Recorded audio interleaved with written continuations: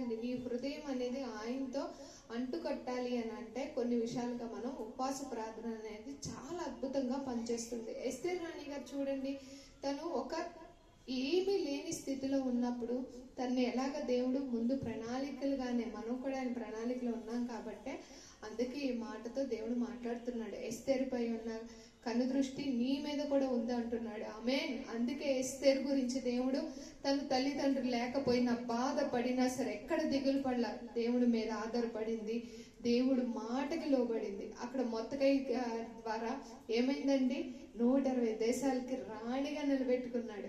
నువ్వు నేను ఈ రోజుల్లో ఈ చెరలో బంధించబడ్డావు, ఆ చెరలో బంధించబడ్డావు, ఇక్కడే ఉండిపోయావు, నా జీవితం ఇలాగే ఉంటది, ఏమోలే ఎన్నెన్నో వింటున్నా చూస్తున్నాను అనుకుంటున్నావు. అస్సలు దిగులు పడద్దు. అందుకే దేవుడు నిన్ను ముడితే నన్ను ముట్టినట్లు సైన్యములకు అధిపతిగా యెహోవా సెలవిస్తున్నాడు. ఏ విషయాలుగా కూడా విడిచిపెట్టేవాడు కాదండి. మనుషులు విడిచిపెడుతూ వెళ్ళిపోతూ ఉంటారు. అది మాట ఇచ్చిందైనా సరే, లేదంటే కొన్ని పరిస్థితులకు భౌతికంగా అయినా సరే, దేవుడు గనక పరమ తండ్రిని గనుక నువ్వు ఆశగొని గనక ఆయన అడుగుతున్నట్లయితే తప్పకుండా ఈ మాట నీకే ఇస్తున్నాడు.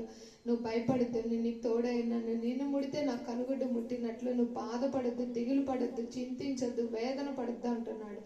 ఏ విషయాలకైతే చింతిస్తున్నావో, బాధపడుతున్నావో, నా జీవితం ఇంకింతే, ఇలాగే ఇంకింతే ముగిచ్చేస్తానేమో అని అనుకుంటున్నావో అనుకోవద్దు. ప్రతి ఒక్కరితో సెలవిస్తున్నాడు, నేను నీకు తోడై ఉన్నాను. ఏ విషయాలుగా అయితే నువ్వు చెరలోంచి విడుదల కోరుకుంటున్నావో, అనారోగ్యమా అస్సలు బాగోట్లేదా, 38 సంవత్సరాల పక్షవాయండి, కోనేటి అక్కడ ఎంత ఎదురు చూశాడో ప్రభు యేసుక్రీస్తు వారు తన కోసం వెళ్ళి ఎలా అయితే విడుదలిచ్చాడో నీ దగ్గరకు వచ్చి విడుదలిస్తున్నాడు. ఆమేన్. ఆయన మాటతో విడుదలిస్తున్నాడు.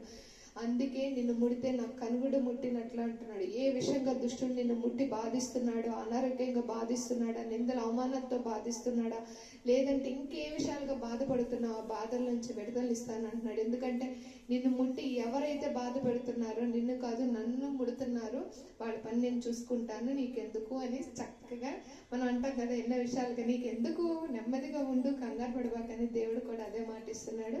ఈ మాటలతో దేవుడు ప్రతి ఒక్కరి హృదయాన్ని కూడా మరి అయ్యా మమ్మల్ని ముడితే నిన్ను ముట్టినట్టు అన్నావు కదయ్యా, ప్రతి ఒక్కరు ఏ విషయాలకైతే బాధపడుతున్నారో, చింతిస్తున్నారో, వేదన పడుతున్నారో, ఎస్తేరు కూడా నాయన తండ్రి మరి తల్లిదండ్రులు లేకపోయినప్పుడు కూడా మొర్దెకై గారి దగ్గర తనని ఎంతో భద్రంగా కాపాడుకొని నాయన తండ్రి అక్కడ హామాన్ నాయన తండ్రి మొర్దెకై గారిని ఉరికొయ్య మీద ఎలాగైతే తనని ఇచ్చేయాలనుకున్నాడో, మరి ఎస్తేరు గారు ఉపవాస ప్రార్థన ద్వారా ఎంత అద్భుతంగా అక్కడ రాజ్యాన్ని, యూదులందరినీ ఎలా అయితే కాపాడుకుందో, మేము కూడా మమ్మల్ని మా కుటుంబ సభ్యులను కాపాడుకోవడానికి, మా భారతదేశం ప్రపంచం యావత్తు కాపాడుకోవడానికి సహాయం దయచేయమని వేడుకుంటున్నాం యేసయ్య.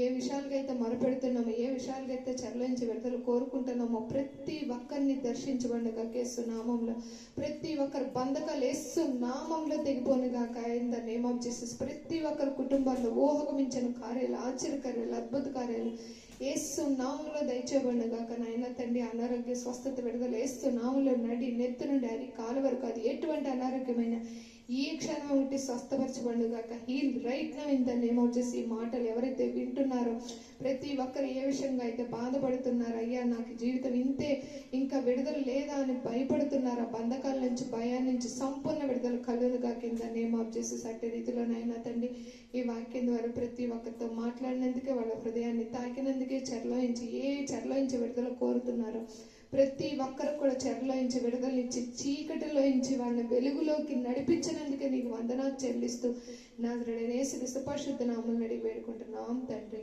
ఆమేన్, ఆమేన్, ఆమేన్. గాడ్ బ్లెస్ యు అండి.